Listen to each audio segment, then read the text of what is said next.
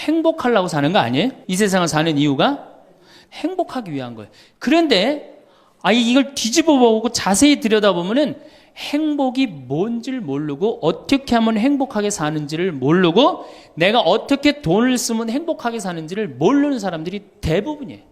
뭐 때문에 사는지를 모르는 사람이 너무 많아요.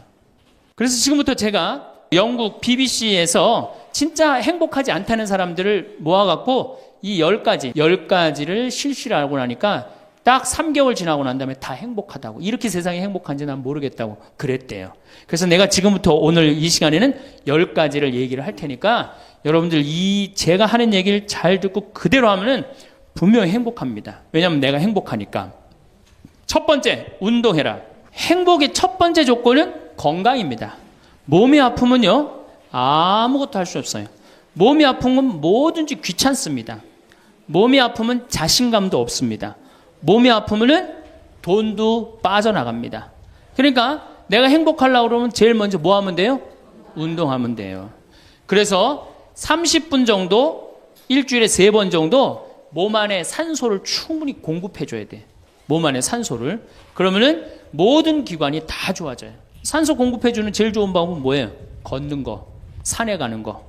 그리고 뭐 그것도 여의치 않으면 여러분들 스트레칭 하는 거. 그리고 내가 조금 돈이 있다, 수영장 가는 거. 수영장 가는 거 참 좋아요. 벤자민 플랭클린이라는 사람이 미국의 독립 선언문을 기초한 분이에요. 이분이 뭐라고 그랬냐면, 여러분들 잘 아는 유명한 얘기입니다. 재산을 잃으면 조금 잃은 거고, 명예를 잃으면 반을 잃은 거고, 건강을 잃으면 다 잃었다 그랬어요. 건강을 잃으면 다 잃은 거예요. 저도 원래 관절염이 있었어요. 그래갖고 내 동창들이 나보고 40살 네가 넘어서 살면은 이별여행 가준다고 그랬어요. 세계 이별여행. 그때까지 못 살 것 같았거든. 그리고 내가 보자 신부 때도 교우들이 나한테 그랬어요. 신부님 곧 쓰러져서 죽을 것 같아요. 그랬어요. 정말로 그렇게 건강이 안 좋았어요. 근데 제가 수영을 하면서부터 건강해지기 시작해서, 수영하면서. 지금 수영장 25m 풀 40밖에 한 번도 안 쉬고 돕니다. 한 번도 안 쉬고. 그거 어려운 거 아니에요. 조금만 여러분들 투자하면. 그걸 이제 그런 이 건강에 자신이 생기니까 요즘 뭐를 해요? 스킨스쿠버 다이빙을 합니다. 이게 지구상에 여러분들이 보는 건 30%예요. 70%는 어디가 있어요?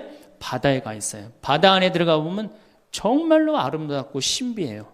그러니까 건강하니까 옛날엔 꿈도 못 꿨죠. 제가 바다에 들어간다는 건 꿈도 못 꿔. 나 하나 걸어 다니기도 힘들었는데. 근데 지금은 너무너무 좋고 행복해요. 건강의 행복의 첫 번째 조건은 뭐예요?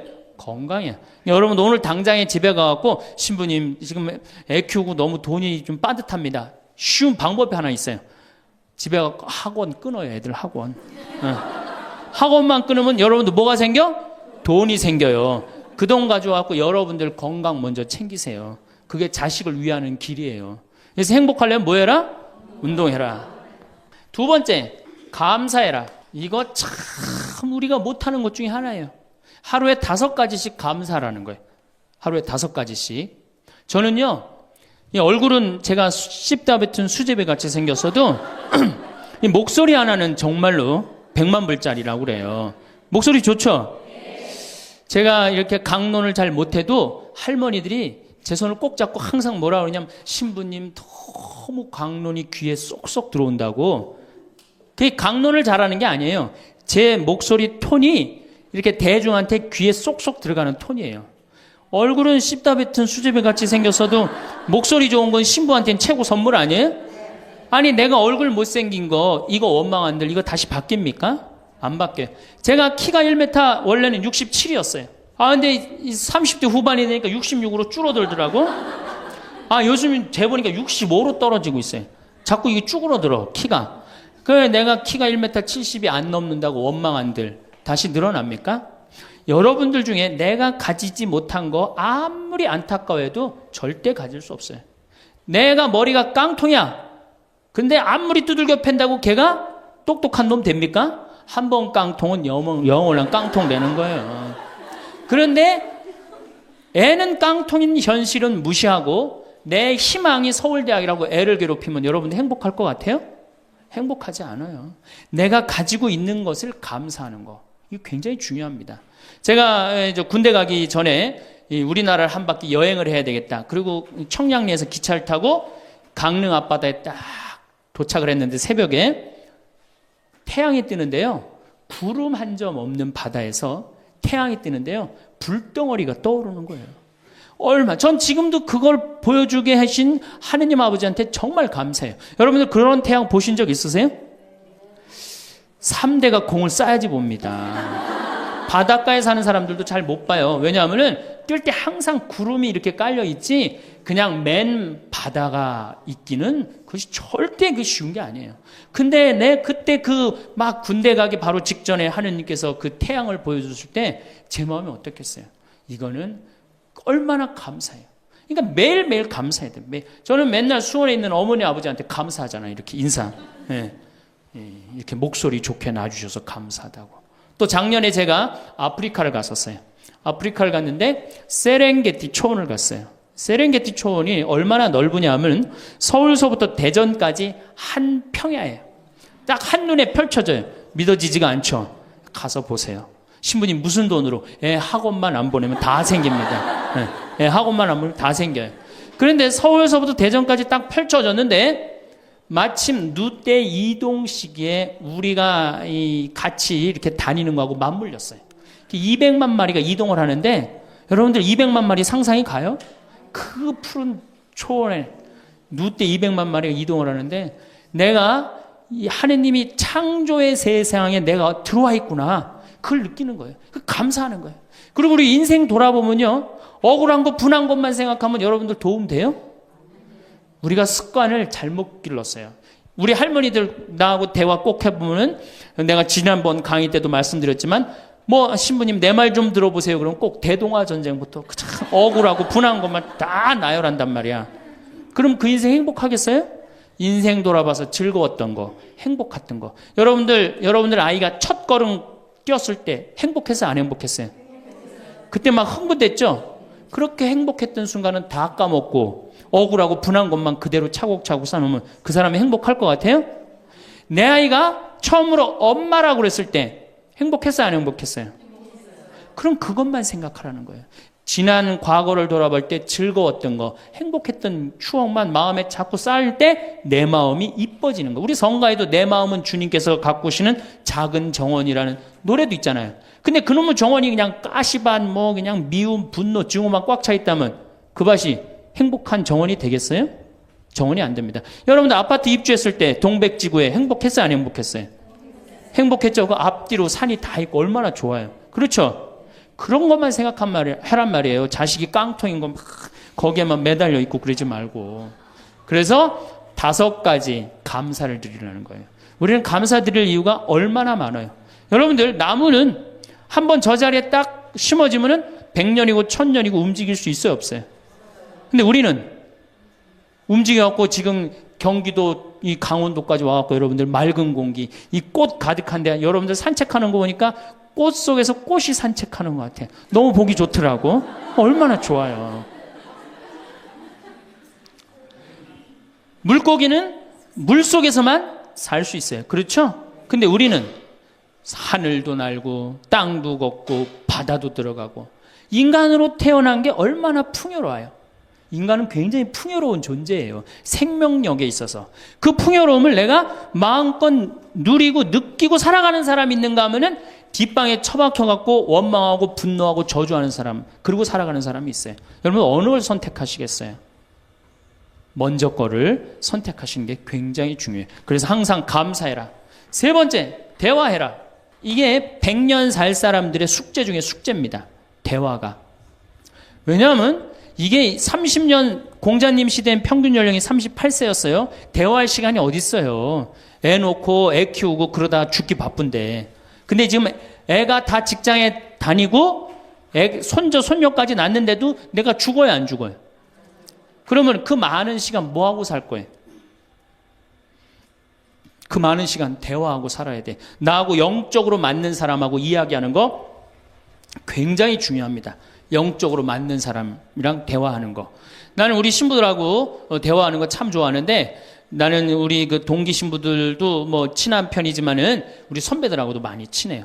내가 아주 좋아하는 신부 베드로 신부가 작년에 나하고 북유럽을 여행을 가기로 했는데 이 신부가 몸이 아파갖고 다시 복귀를 해. 그러니까 이제 다시 본당 신부로 발령을 받아서 이렇게 일반 여행을 가기 싫고 성지순례를 가고 싶었나 봐요. 나하고 약속을 깨고 저는 혼자 북유럽을 가고 이 신부는 메주고리를 갔다 왔어요. 메주고리를 갔다 왔는데 내가 이제 교구청 강의 나가거나 교구에 강의 나갈 일이 있으면 그 집에서 잠을 잘 자요. 이제 그 성지순례 갔다 오고 난 다음에 그 집에서 잠을 자는데 그 신부가 미안했는지 성지순례 갔다 온 이야기를 해주는 거예요. 메주고리는 40년 동안 성모님이 4명한테 매일 발현한대요. 한 명한테는 부활 때, 성탄 때, 또 한 명한테는 8월 10, 매달 15일에 이렇게 발현을 한대요. 그곳에 이제 갔는데 거기서 신부님을 한 분 만나셨대요. 어떤 신부님을 만났느냐 하면은 이탈리아 신부님인데 시실리 본당 신부님을 만났대요. 근데 이 신부님이 굉장히 나이가 굉장히 80이 다 된 할아버지래요. 근데 이 할아버지가 신앙의 여정이 특별했던 거야. 이 할아버지 신부님은 태어나면서부터 엄마가 뭐라고 그랬냐면 너 신부되라 그랬대요. 그러니까 머릿속에 딱 신부에는 아무것도 박혀 있는 게 없는 거예요. 그리고 엄마가 얼마나 무서웠느냐 하면은 주일미사를 빠지면은 빨개 벗겨갖고 내쫓았대요. 신부될 놈이 주일미사를 빠진다고. 그리고 일주일을 굶겼대요. 그러니까 한 번도 다른 걸 생각해 본 적이 없는 거, 무서워갖고 엄마가. 그리고 자기는 신부가 팔자인 줄 아는 거예요. 그래갖고 신부가 됐으니 뭐가 행복해?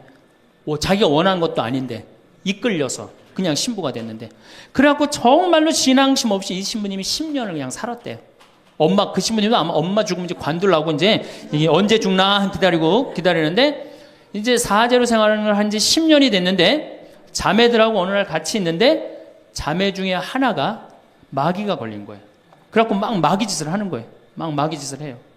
그래갖고 주위의 자매님들이, 그땐 1950년 되니까 구마기도 함부로 못했거든요. 신부만 할 수 있었어요. 신부님 빨리 하셔라. 난 못한다. 왜 못하시냐? 사실은 내가 신앙심이 없어갖고 이렇게 안수기도를, 마귀를 쫓는다고 안수기도를 하면은 그 마귀가 금방 내가 신앙이 없는지 알아볼 거다. 그래서 나한테 들어올까봐 나 무서워서 난 못한다. 그래도 신부님밖에 없는데 어떻게 하시냐? 신부님이 하셔라. 그래서 어쩔 수 없이 구마기도를 했대요. 머리에 손을 얹고 뭐라고 이 신부님이 기도했느냐면, 마귀야 부탁이니 제발 나한테만 들어오지 말아다오, 이렇게 기도를 했대요. 그런데 마귀가 나간 거예요. 그래갖고 자매가 깨어나고 신부님 너무 감사하다고, 나 마귀 쫓아내줘서. 그런 소리 하지 마라. 난 마귀 쫓아낸 적 없다. 그저 나한테만 들어오지 말라고 그랬다. 아니라고. 신부님이 머리에 손을 얹었을 때 성령의 힘이 얼마나 셌는지 마귀가 자기를 끌고 나가려고 그랬는데 못 끌고 나갔다는 거예요. 그때 신부님 마음이 조금 뜨거워진 거예요. 나같이 신앙심 없고 나같이 이게 수동적인 인간도 주님께서 도구로 쓰시는구나. 그래서 조금 마음이 열렸어요. 마음이 열려도 이 신부님은 너희는 모두 이것을 받아 먹어라. 이는 너희를 위하여 내어줄 내 몸이다. 이렇게 하면서도 20년 동안 미사를 하면서도 정말 거룩한 변화가 일어날까 의심을 했었대요. 아직도 내 신앙이 약하니까 안 일어나겠지. 근데 20년째 너희는 모두 이것을 받아 먹어라. 이는 너희를 위하여 내어줄 내 몸이다. 그러는데 예수님의 목소리가 딱 나와서 예수님이 하는 걸 느끼겠더래. 그러니까 미사도 누가 지내는 게 아니다? 내가 지내는 게 아니라 내 몸을 빌어서 예수님이 지내는구나. 이탈리아 시실리섬 본당 신부인데 이게 마음이 너무 뜨거워진 거예요. 뜨거워져갖고 어떻게 했느냐? 길거리에 뛰쳐나와서 선교를 하기 시작한 거예요. 그래서 7,000명을 선교를 했대요. 그냥 대단한 거죠. 그거 대단한 거예요. 근데 이 신부님이 이제 예수님도 사랑하고 신앙심도 굳고 사제로서 이제 너무 행복해. 그런데 문제가 하나 있어요. 어떤 문제가 있냐면 자기 엄마가 너무너무 무서웠기 때문에 예수님 엄마도 무섭다고 생각을 한 거예요. 그래서 평생 성모님한테 한 번도 의지를 한 적이 없는 거예요. 간구를 해본 적도 없고. 내가 이렇게 사제로서 이제 모든 게 다 됐는데 우리 성모님한테 우리 예수님이, 이 좋은 예수님 낳아주신 성모님을 사랑해야 되지 않겠느냐. 그래서 보스니아 크로아티아에 있는 메주고리에 이제 운전을 하고 갔대요. 갔는데 성모 발현동산에 딱 도착을 했는데 성모님이 그 발현동산에 느껴지는 품이, 성모님이 나를 평생 이 품에서, 내가 성모님 품에서 이제까지 보호받아 왔구나를 그냥 느끼겠더래요. 그러니까 이 신부님이 너무너무 행복한 거지. 그래서 매년 그 메주고리에 와갖고 세계에서 오는 신부들한테 자기 신앙을 고백을 하는 거예요. 나는 이렇게 사제로 평생 살면서 이런 은총을 받았다. 그걸 이제 우리 베드로 신부가 듣고 와서 나한테 얘기를 해주는데, 한 새벽 한 3시간을 얘기를 해주는데, 그 시간이 너무너무 은혜로운 거예요. 얼마나 그런 영적으로 통하는 사람이 있으면은 행복해요. 그렇죠? 여러분들, 그래서 여러분들 이제 대화가, 뭐 요새 무슨 프로에 대화가 필요해, 그런 것도 있다며요. 대화가 꼭 필요해요. 여러분들이 여러분을 영적으로 이끌어줄 스승이 필요해요. 신부님, 나는 사실은 저 사람이 굉장히 마음에 드는데 저 사람이 나한테 관심이 없어요. 저 사람이 영적으로 깊은데.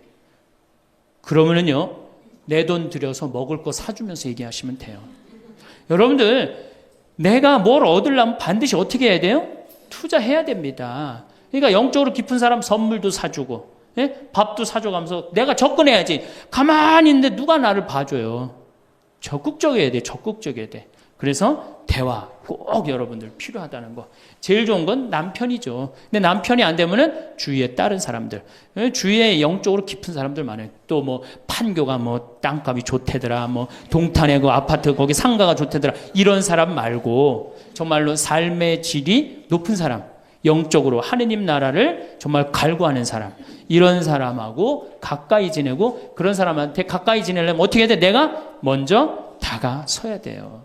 그래서 대화가 꼭 필요하다. 네 번째, 공부해라. 이거 정말로 중요한 것 중에 하나예요. 우리가 초등학교 6년, 중고등학교 6년, 대학교 4년 배워서 몇 살까지 울고 먹어요? 50까지. 실질적으로는 대학교 졸업하고 2년만 지나면 자기가 배운 게 다 끝난대요. 그런데도 우리는 공부 안 하고 어떻게 해? 그냥 사는 거예요. 50부터 100살까지 남은 인생 또 50년 남았는데 어떻게 해요? 그냥 사는 거예요. 아니, 용감해도 그렇게 용감할 수가 있어요? 공부를 안 하고? 저는 제가 신부가 돼서 환경에 너무너무 관심이 많았어요.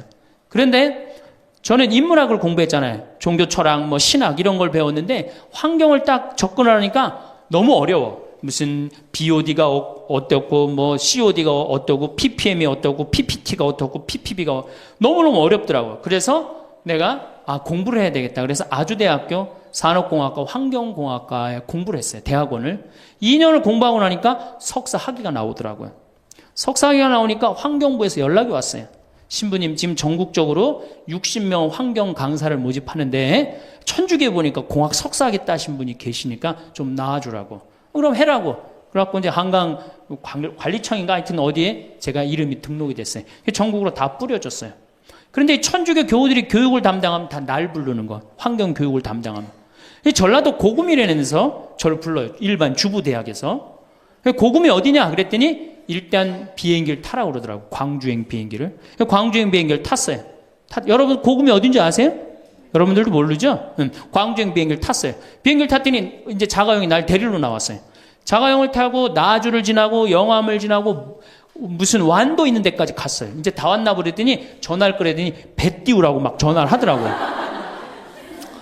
배를 띄워갖고 배를 타고 섬으로 건너갖고 거기서 또 차를 타고 30분 정도 들어가니까 전라도 고금도라는 데예요. 우리나라 맨 끄트머리. 얼마나 좋아. 전국에 다니면서 강의해서 좋아.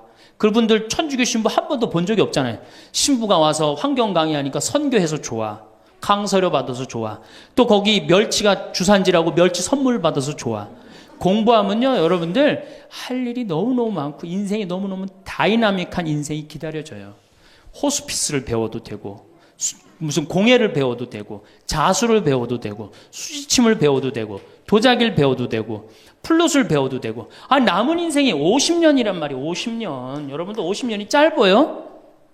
앞으로? 그런데 공부 안 하고 그냥 버티고 그냥 살 거예요? 이제 공부하셔야 돼요. 공부를 하셔야만이 여러분들의 인생이 행복해집니다.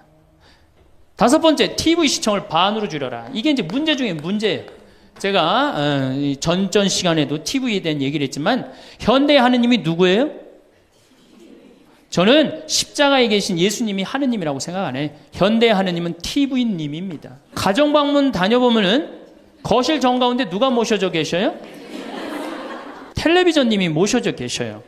텔레비전님이 모셔 계신데 소파는 누굴 향해서 배열되어 있어요? 텔레비전님을 향해서 배열. 말씀하십시오. 당신 종이 듣고 있나이다.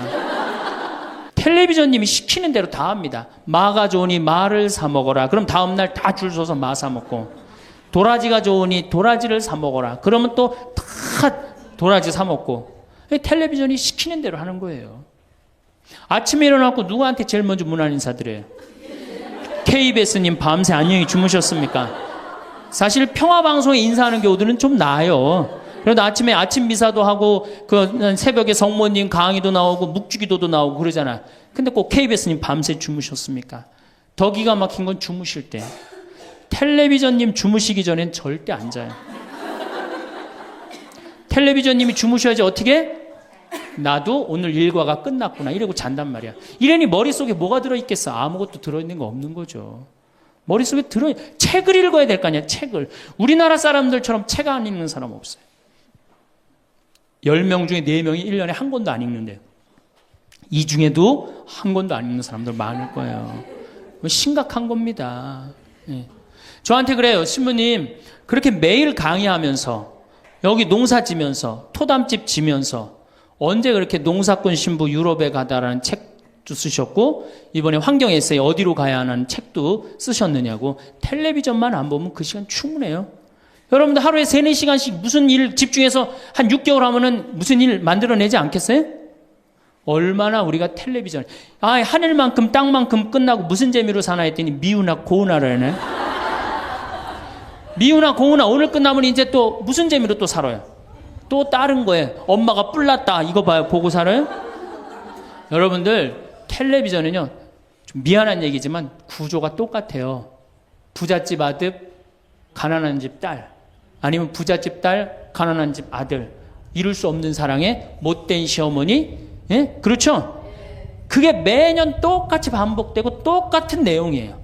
그거를 10년 동안 그 앞에서 시간을 보낸다고 생각해 보세요. 아깝지 않아요? 그 시간에 해야 될 일이 얼마나 많은데, 대화도 해야 되고 운동도 해야 되고 감사도 해야 되고 공부도 해야 되는데 이걸 전부 다 어디다 갖다 쏟아부어? 텔레비전에 갖다 쏟아부어요. 그리고 여러분 텔레비전을 보면 볼수록 어떤 의식이 늘 것 같아요? 패배의식이 늘어납니다. 텔레비전을 보면 볼수록 마음의 갈등이 일어나요. 제가 유럽의 가정에 초대를 받아서 이렇게 가보면요 거실에 텔레비전 있는 집 하나도 없어요. 쇼파는 다 어떻게 서로 마주보게 배열되게 돼 있어요. 근데 우리나라는 완전히 텔레비전에 완전히 미쳐 있어요. 그러니까 이 두 개만 치면 여러분은 행복합니다. 자식하고 텔레비전만 치시면은 여러분들은 행복할 수 있어요. 6번째, 신앙생활을 해라. 자, 우리가 현대를 살아가면서 정말로 우리가 인간이 정말 최고로 잘난 것 같고 요즘 과학기술을 보면 정말 못하는 게 없는 것 같잖아요. 근데 왜 석유값이 뛰고 왜 굶어 죽는 나라가 37개국이 생기고 그래요? 이건 하느님을 잃어버렸기 때문이에요. 하느님의 진리에 따라 인간이 살지 않으면 인간은 원하지 않는 방향으로 갑니다. 하느님께서 원하지 않는 방향뿐만 아니고 인간 본성이 원하지 않는 방향으로 가요. 우리가 저는 여기서 살면서 이 산을 보면서 강을 보면서 항상 하느님한테 감사해요. 저 하느님 너무너무 감사합니다. 이렇게 맑은 공기 주셔서 감사합니다. 이 아름다운 세상 주셔서 감사합니다. 감사하다 보면 우리가 조금 뭐라 그럴까요? 겸손해져요. 근데 이게 다 자기 것인 줄 알고 막 파괴하기 시작하면요. 자연이 파괴되면 결국은 누가 파괴돼요? 인간이 파괴되는 거예요. 그러니까 우리가 하느님께 가까이 가면은 자연도 일치가 되는데 하느님으로부터 멀어지면 멀어질수록 자연도 파괴되는 거예요. 그래서 여러분들 신앙생활 하십시오. 아까 제가 천주교 조금 욕을 했는데 그래도 천주교 괜찮아요. 아주 제가 보기에는 무슨 우리 교우들 어두운 데로 안 끌고 가요. 더욱이 내 동창 중에 또 옛날에 죽산성당 아시죠? 죽산 성지 있는 데 있죠?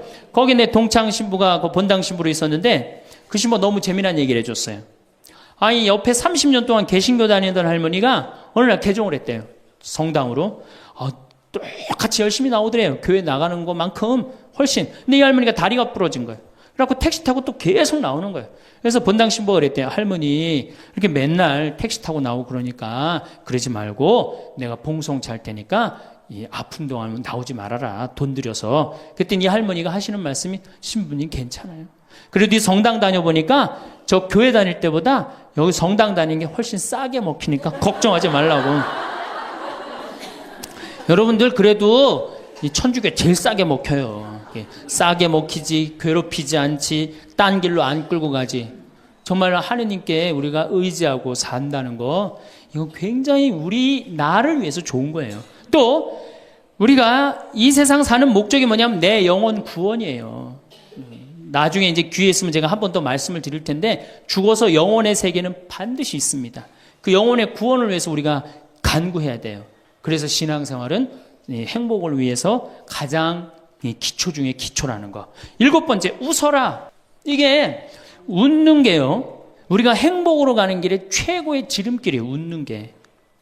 그런데 우리나라 사람들이 잘 안 웃어요. 얼마나 안 웃느냐면, 내가 이제 이렇게 도시에 나가고 엘리베이터를 타요. 엘리베이터를 타면은 얼굴 모르는 형제가 이렇게 눈이 마주쳐도 제가 웃어줘요. 빵긋 웃어주면은 저쪽에서 같이 싹 미소를 줘주면 참 좋을 텐데, 저쪽에 있는 남자가 딱 내가 빵긋 웃어주면 어떻게 하냐면은, 내가 저놈을 어디서 봤더라 이러는 표정으로 날 쳐다보는 거예요. 근데 여러분들, 유럽을 가고 제가 뭐 미국을 가고 아프리카를 가고 파푸아 뉴기니를 가고 인도를 가도 눈 마주쳐서 제가 웃어주면 다 웃어줘요. 근데 절대 안 웃는 나라가 우리나라예요. 얼굴 모르는 사람 이렇게 마주쳐서 웃으면요, 심지어는 여기 우리 생태마을을 찾아오는 사람도 제가 웃어줘도 안 웃어요. 그만큼 경직되어 있는 거예요. 여러분들이 간지러움을 태우고 수술한 사람이랑 마취를 하고 수술한 사람이랑 깨어날 때 누가 덜 아플 것 같아요? 놀랍게도 간지러움을 태우고 수술한 사람이 덜 아프다는 거예요. 웃는 게 우리한테 그만큼 좋은 거예요.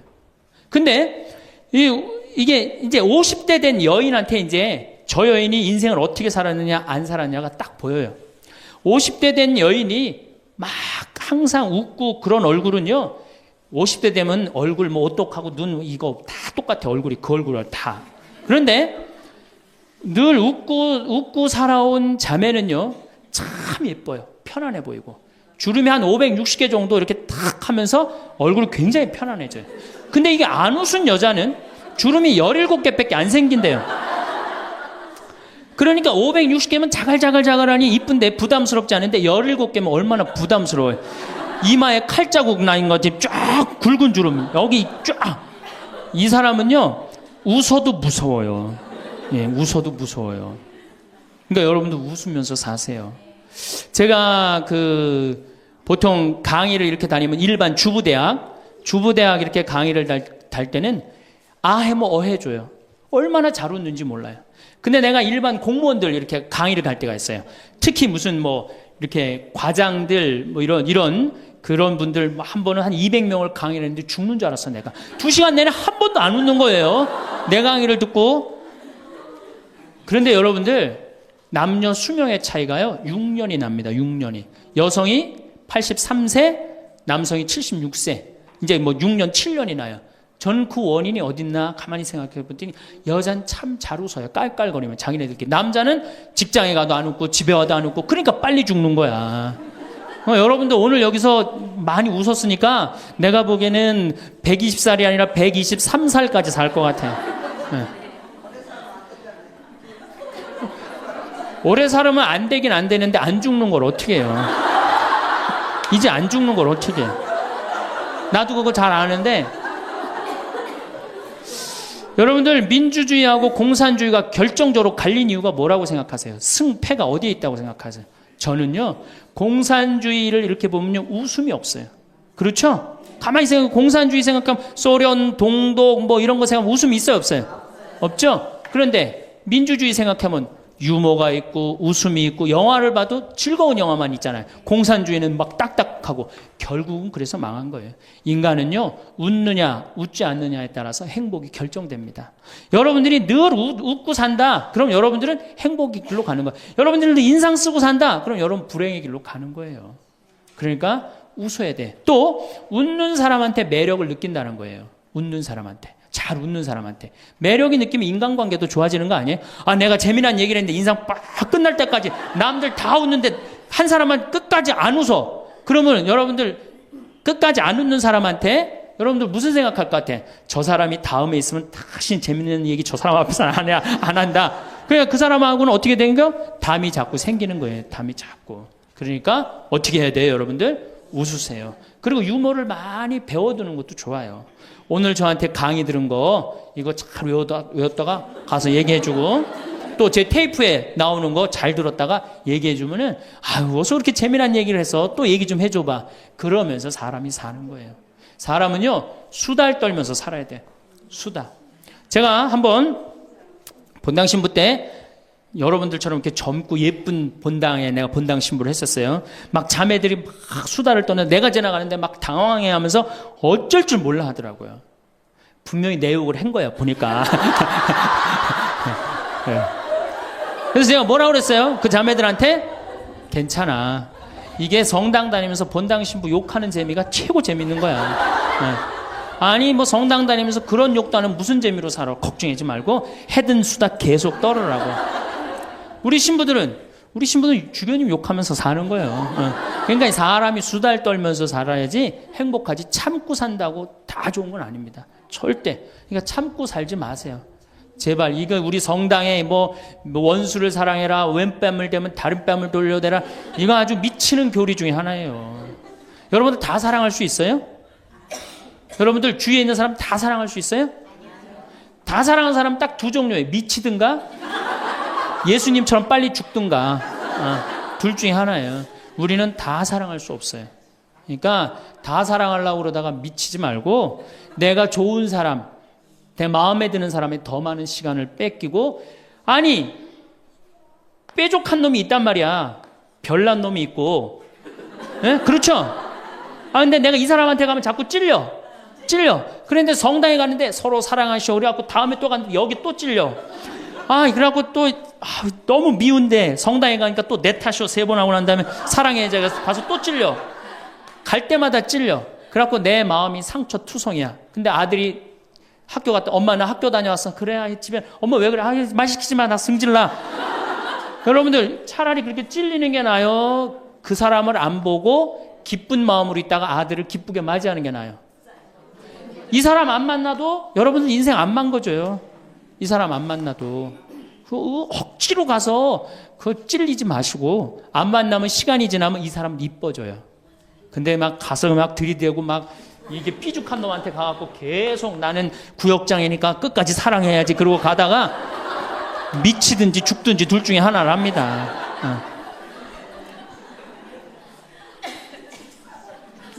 여덟 번째, 전화해라. 자, 여러분들 제가 저는 수원교구 신부예요. 수원교구 신부인데 저는 뭐 다행히 우리 원주교구 주교님이 허락을 하셔서 여기 평창에 들어와서 살고 있습니다.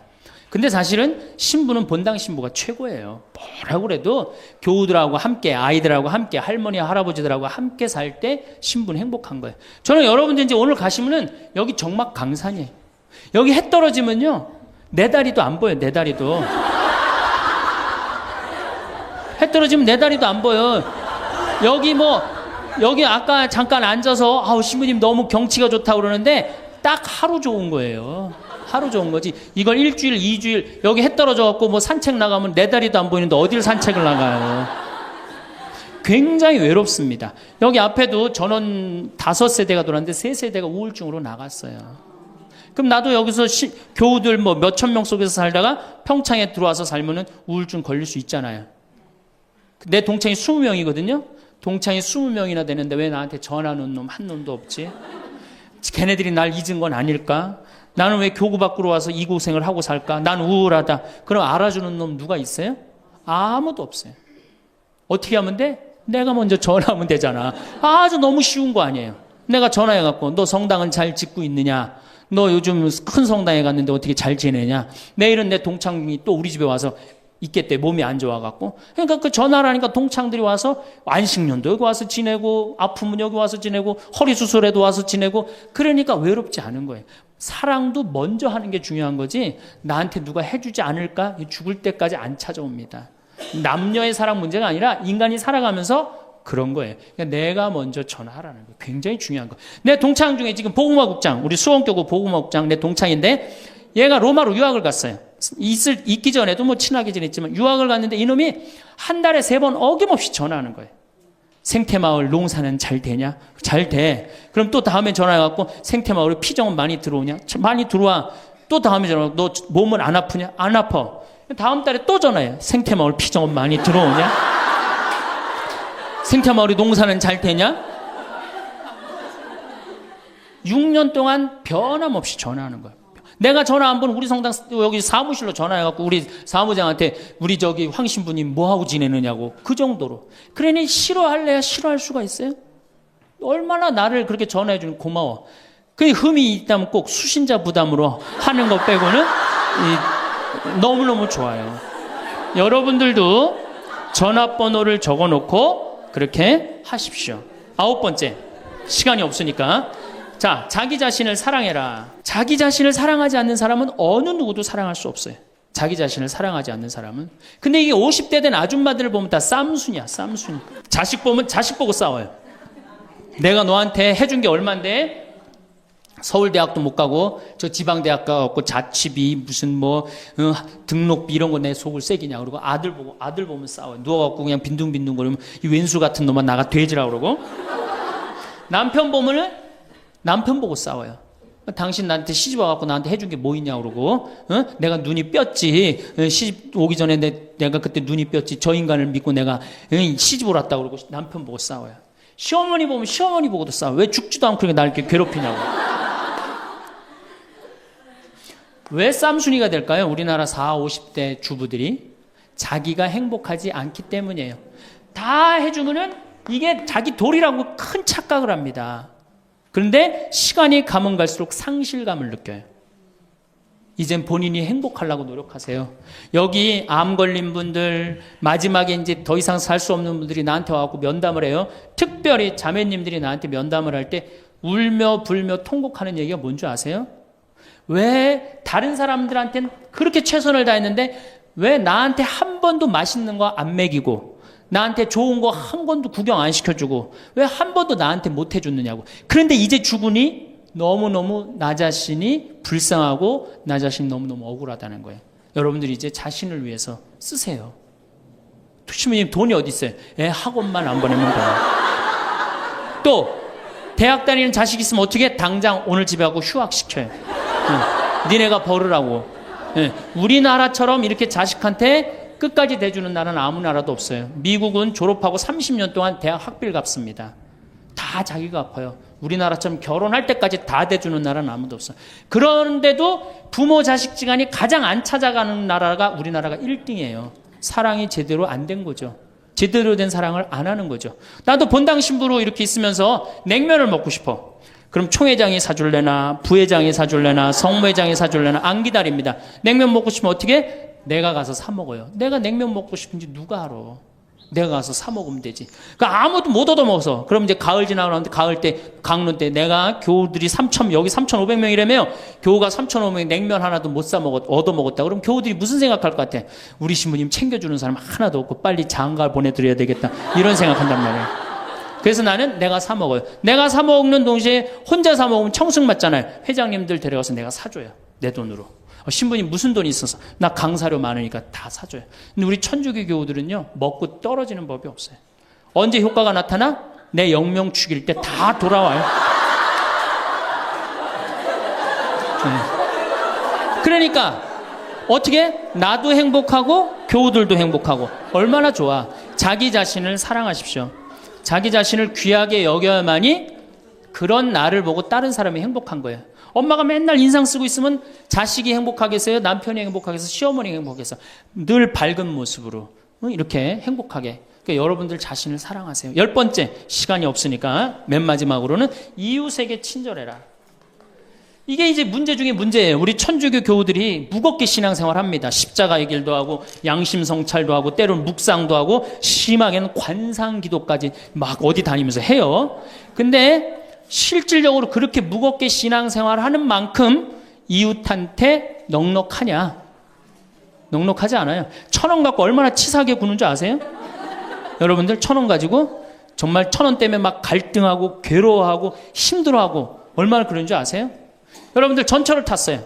아, 마음 편안하게 딱 앉아있는데 갑자기 누가 바구니를 들더니 맹인이 어두운 밤에 캄캄하 이러면 이때부터 갈등하기 시작하는 거야. 이 1,000원을 줄까 말까 이때부터 괴로워하고 얼굴이 빨개졌다 하여졌다. 누가 주래 옆에서? 누가 그런 적도 없는데 내가 100만 원 갖고 괴로워하면 또 이해를 해요. 이건 1,000원 가지고 딸랑 1,000원 가지고 줄까 말까. 그리고 뒷꼭지를 보고 뭐라 그래? 그래도 1,000원을 줄걸. 하느님이 이런 나를 보고 하늘에서 무슨 생각할 것 같아요? 저걸 천당에 데리고 올까 말까. 뭐하러 십자가의 길을 하고 뭐하러 이렇게 심각하게 참회절을 해요? 이런 거 하나도 제대로 못할 거라면은. 재작년에 여기 물폭탄이 터졌어요. 그래갖고 다 잠겼어요, 평창에. 근데 안성에 있는 요셉 양로원, 농아 양로원 할머니들이 전화가 왔어요. 수녀님을 통해서. 신부님 우리가 돕고 싶다는 거예요. 아니 무슨 무료 양로원에 있는 할머니들이 돕느냐. 자기네들이 정부에서 나오는 돈이 있대요. 그래서 1,000원씩 고수톱 칠 때 고리도 뜯고 음식물 남기면 1,000원씩 모은 돈이 50만 원을 모아뒀대요. 그래서 여기 우리 형제 중에 조립식에 사는 형제가 집이 다 떠내려갔어요. 그래서 와라. 그랬더니 80만 원을 갖고 왔어. 할머니들이. 한 4-5분이 말 못하는 할머니들이. 그리고 이불 12채, 전기밥솥 하나. 아니 무료 양론에 사는 할머니도 1년에 한 번씩 돕는다는데 그 살기 좋대는 동백에서 살면서 한 번도 안 도우면은 여러분들 천당 갈 것 같아요? 못 가. 아니 우리가 너무 이웃한테 인색하게 살아요. 내가 시장에 나갔어. 시장에 나갔는데 다리 잘린 분이 이 고무 타이어를 하고 막 음악을 틀고 껌을 이렇게 리어카에 밀고 와. 그러면은 야 천당 갈 공로살 기회가 오는구나. 이런 생각을 해야 되는데 무슨 생각을 해? 제발 내 쪽으로만 오지 마라. 여러분들 교황님이요 뭐라고 그러셨느냐 하면은 나는 행복했습니다. 여러분들도 행복하십시오. 그리고 가셨죠? 요한 바오로 2세 교황님이. 저는 그 말이 이 세상 어떤 명언보다도 명언이라고 생각해. 인간으로 와서 행복하게 살아야 돼요. 갈 때 행복하게 가야 돼요. 여러분들 신앙생활하는데 우울하게 하면 안 됩니다. 정말 내가 하느님 믿는 거 아니야. 온 우주의 아버지가 내 아버지 아니에요. 주인이 얼마나 행복해. 뭐 때문에 여러분 고통스러운지 아세요? 욕심 때문에 고통스러운 거예요. 그 욕심만 조금만 내다버리면 마음이 얼마나 자유로워요. 다닐 때도 얼마나 많고 구경할 때도 많고 얼마나 아름다워요. 우리 그냥 대한민국처럼 아름다운 나라가 어디 있어요. 세계에서 제일 아름다운 나라가 대한민국이에요. 다녀볼 때 너무 많아. 결론으로 자 여러분들 지금 오늘 이제 집에 가면은 당장에 경복궁 먼저 가세요. 경복궁의 비원을 한번 가보세요. 그 조경이 얼마나 멋있어. 뭐 남편 손을 잡든 자식 손을 잡든 친구 손을 잡든 가갖고 도시락 해갖고 거기서 딱 까먹으면 바로 왕비만 바로 되는 거 아니에요? 옛날엔 거기 누가 들어갔어요? 지금은 들어갈 수 있어요 없어요? 있잖아요. 5,000원 10,000원만 내면 5,000원만 되면 왕비가 될 수 있는데 그 행복한 길을 우리가 땅바닥 우울하게 쳐다보느냐고 못 찾아가고 있는 거예요. 그래서 전 여러분들이 행복했으면 좋겠어요. 여러분들이 행복해야지 대한민국이 행복합니다. 행복이라는 단어를 떠올리면 무엇이 가장 먼저 마음에 그려지시나요? 혹시 멀리 있는 무언가를 향해 손을 뻗고 있는 모습은 아닐까요? 우리는 흔히 행복을 밖에서 찾으려 합니다.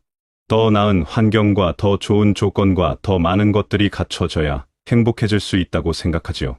하지만 진짜 행복의 씨앗은 바로 우리 마음 한가운데 심어져 있습니다. 그 씨앗에 물을 주고 햇빛을 쬐게 하는 일은 다름 아닌 나 자신을 돌아보고 사랑하는 것에서 시작됩니다. 나를 사랑하는 마음이라는 튼튼한 뿌리가 있어야 감사라는 가지가 뻗어나가고 웃음이라는 꽃이 필 수 있습니다. 오늘은 바로 그 이야기를 함께 나눠보려 합니다. 우리는 살아가면서 참 많은 것들을 챙깁니다. 집안일도 돌봐야 하고 주변 사람들의 안부도 살펴야 하지요. 해야 할 일들의 목록은 늘 길기만 합니다. 그런데 정작 그 긴 목록 속에서 가장 중요한 한 사람이 빠져 있을 때가 많습니다. 바로 나 자신입니다. 나는 늘 맨 끝에 있거나 아예 목록에 없는 경우가 많지요.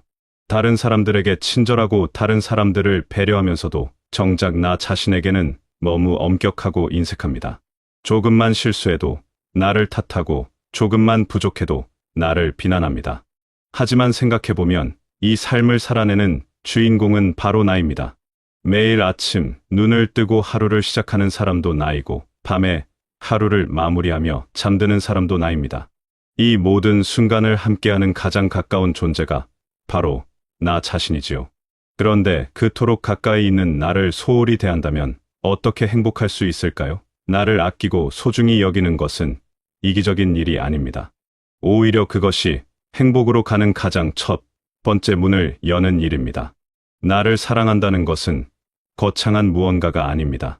오늘 하루 수고한 나에게 좋아하는 음식을 먹이는 것일 수도 있고, 피곤한 몸을 따뜻한 물에 담그며 쉬게 해주는 것일 수도 있습니다. 내가 좋아하는 일을 하며 시간을 보내거나 아무것도 하지 않고 그냥 멍하니 쉬는 것도 나를 사랑하는 방법입니다. 완벽하지 않은 나의 모습을 있는 그대로 받아들이고 오늘도 최선을 다한 나를 토닥이며 괜찮다고 말해주는 것도 중요합니다. 나를 소중히 대하기 시작하면 신기한 일이 일어납니다. 세상을 바라보는 눈이 달라지는 것이지요. 내가 행복하고 내 마음이 편안하면 다른 것들도 긍정적으로 보이기 시작합니다. 똑같은 하루를 살아도 그 안에서 좋은 것들을 발견하게 됩니다. 나를 사랑하는 마음이 내 안에 든든하게 자리 잡으면 그것이 기초가 되어 모든 것을 다르게 경험하게 됩니다. 힘든 일이 생겨도 무너지지 않고 견딜 수 있는 힘이 생기고 작은 기쁨에도 크게 감동할 수 있는 여유가 생깁니다. 나를 대하는 태도는 결국 삶을 대하는 태도와 같습니다. 나에게 가혹하면 삶도 가혹하게 느껴지고 나에게 관대하면 삶도 너그럽게 다가옵니다. 나를 존중하면 다른 모든 것도 존중할 수 있게 되고 나를 귀하게 여기면 일상의 평범한 순간들도 귀하게 여길 수 있게 됩니다. 그래서 나를 사랑하는 것은 단순히 나만을 위한 일이 아닙니다. 그것은 내 삶 전체를 바꾸는 시작점이 되는 것이지요. 나를 아끼는 마음이 자리 잡으면 자연스럽게 다음 단계로 넘어갑니다. 바로 감사하는 마음을 갖게 되는 것이지요. 나를 사랑하게 되면 내 삶을 다시 들여다보게 됩니다. 그리고 그 안에서 소중한 것들이 하나둘 눈에 들어오기 시작합니다.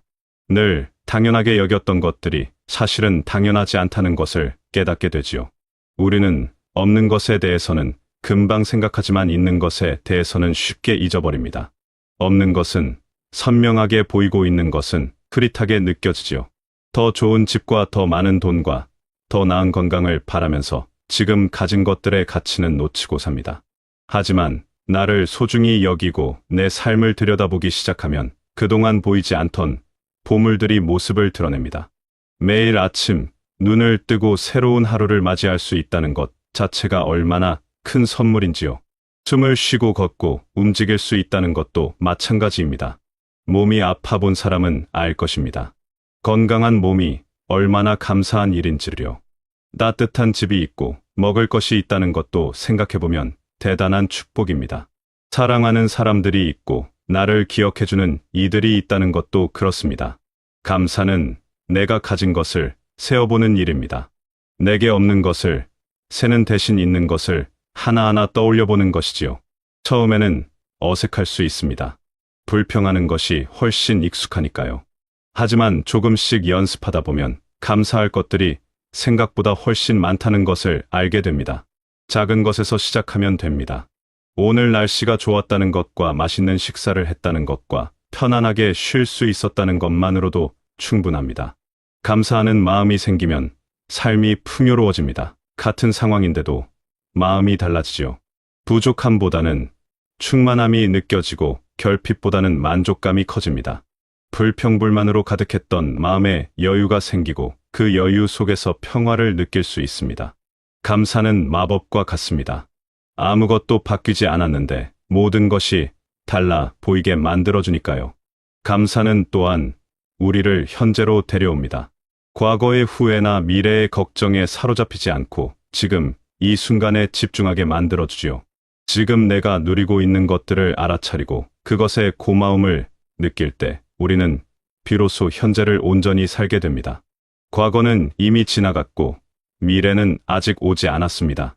우리가 진짜로 살 수 있는 시간은 오직 지금뿐이지요. 감사는 바로 그 지금을 더 풍성하게 만들어줍니다. 감사하는 습관을 들이면 삶의 질이 달라집니다. 똑같은 하루를 살아도 감사하는 마음으로 살면 그 하루가 훨씬 더 의미 있게 느껴집니다. 작은 것 하나하나에서 기쁨을 발견하고 평범한 일상 속에서 특별함을 찾아내게 됩니다. 그렇게 감사는 우리 삶을 변화시키는 힘을 가지고 있습니다.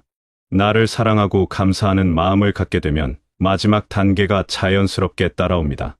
바로 웃음입니다. 웃음은 행복의 가장 직접적인 표현입니다. 억지로 만들어내는 것이 아니라 마음속에서 저절로 솟아나는 것이지요. 내가 나를 아끼고 내 삶에 감사하는 마음이 있으면 웃음은 자연스럽게 피어납니다. 웃음은 참 신기한 힘을 가지고 있습니다. 내 기분을 좋게 만들어줄 뿐만 아니라 내 몸에도 좋은 영향을 줍니다. 웃으면 긴장이 풀리고 스트레스가 줄어듭니다. 면역력도 높아지고 통증도 덜 느껴진다고 하지요. 그런데 웃음의 가장 큰 힘은 따로 있습니다. 바로 다른 사람에게도 긍정적인 영향을 준다는 것입니다. 웃음은 전염됩니다. 한 사람이 웃으면 옆 사람도 따라 웃게 되지요. 밝게 웃는 얼굴은 주변을 환하게 만듭니다. 말 한마디 하지 않아도 웃는 얼굴만으로도 좋은 기운을 전달할 수 있습니다. 누군가의 환한 미소를 보면 우리도 모르게 기분이 좋아지는 경험을 해본 적이 있을 것입니다. 웃음은 그렇게 서로에게 행복을 나눠주는 가장 쉬운 방법입니다. 웃는다고 해서 모든 문제가 해결되는 것은 아닙니다. 힘든 일이 사라지는 것도 아니고 어려운 상황이 바뀌는 것도 아닙니다. 하지만 웃음은 그 모든 것을 견딜 수 있는 힘을 줍니다. 같은 어려움이라도 웃으면서 대하면 조금 더 가볍게 느껴집니다. 무거운 마음도 웃음 한 번에 한결 부드러워지죠. 억지로 웃으려고 할 필요는 없습니다. 나를 사랑하고 감사하는 마음을 키워가다 보면 웃음은 저절로 찾아옵니다. 작은 것에서 즐거움을 발견하고 사소한 일에도 기쁨을 느낄 수 있게 되면 웃음은 자연스럽게 따라오게 됩니다. 하루에 한 번이라도 진심으로 웃을 수 있다면 그것만으로도 행복한 하루라고 할 수 있습니다. 웃음은 또한 우리를 더 유연하게 만들어줍니다. 모든 것을 심각하게 받아들이지 않고 여유를 가지고 바라볼 수 있게 해주지요. 실수를 해도 웃으며 넘길 수 있고 예상치 못한 일이 생겨도 유머를 잃지 않을 수 있습니다. 이런 유연함은 삶을 훨씬 더 가볍게 만들어줍니다. 이렇게 나를 사랑하는 것과 감사하는 것과 웃음은 하나로 이어져 있습니다. 나를 사랑하는 마음이 뿌리가 되어 감사라는 나무가 자라고 그 나무에 웃음이라는 꽃이 핍니다. 이 세 가지는 따로 떨어져 있는 것이 아니라 서로 연결되어 있습니다. 하나가 튼튼해지면 다른 것들도 함께 자랍니다. 나를 사랑하면 감사할 것들이 보이고 감사하는 마음이 생기면 웃음이 나옵니다. 웃다 보면 나를 더 사랑하게 되고 더 많은 것에 감사하게 됩니다. 이렇게 선순환이 일어나는 것이지요. 행복은 이 선순환 속에 있습니다. 멀리서 찾을 필요가 없습니다. 바로 내 안에서 시작되고 내 주변에서 커져갑니다. 행복을 위해 특별한 조건이 필요한 것은 아닙니다. 거창한 무언가를 이루어야 하는 것도 아니고 큰 변화가 있어야 하는 것도 아닙니다. 지금 이 순간 나를 돌아보고 나를 아끼는 것에서부터 시작하면 됩니다. 나에게 따뜻한 말을 건네고 나를 격려하고 나를 용서하는 것부터 시작하는 것이지요. 그렇게 나를 사랑하기 시작하면 내 삶을 다르게 보게 됩니다. 불만스러웠던 것들 속에서도 감사할 점들을 발견하게 됩니다. 힘들다고만 생각했던 일상 속에서도 소중한 순간들을 찾게 되지요. 그리고 그런 마음이 생기면 자연스럽게 얼굴에 미소가 떠오릅니다. 진심, 어린 웃음이 나오게 됩니다. 이것이 바로 행복으로 가는 길입니다. 멀리 있는 어떤 목적지가 아니라 지금 여기서 걷는 이 길 자체가 행복입니다. 나를 사랑하고 감사하고 웃으며 살아가는 매일매일이 행복인 것이지요. 행복은 언젠가 도착할 곳이 아니라 지금 이 순간 누릴 수 있는 것입니다. 물론 매일 완벽하게 나를 사랑하고 항상 감사하며 늘 웃을 수 있는 것은 아닙니다. 힘든 날도 있고 우울한 날도 있습니다. 나를 미워하고 싶은 날도 있고 모든 것이 불만스러운 날도 있지요. 그런 날에는 웃음이 나오지 않을 수도 있습니다. 그것도 괜찮습니다. 완벽할 필요는 없으니까요. 중요한 것은 다시 돌아오는 것입니다. 잠시 길을 잃었다가도 다시 나를 돌아보고 나를 아끼는 마음으로 돌아오는 것이지요. 감사할 것들을 다시 떠올려보고 작은 미소라도 지어보려 노력하는 것입니다. 완벽하게 하지 못해도 괜찮습니다. 조금씩이라도 나아가면 됩니다. 나를 사랑하고 감사하고 웃는 것은 평생 계속되는 연습입니다. 한 번에 완성되는 것이 아니라 매일 조금씩 나아가는 것이지요. 어제보다 오늘 조금 더 나를 사랑하고, 어제보다 오늘 조금 더 감사하고, 어제보다 오늘 조금 더 웃을 수 있다면 그것으로 충분합니다. 행복은 거대한 무언가가 아닙니다.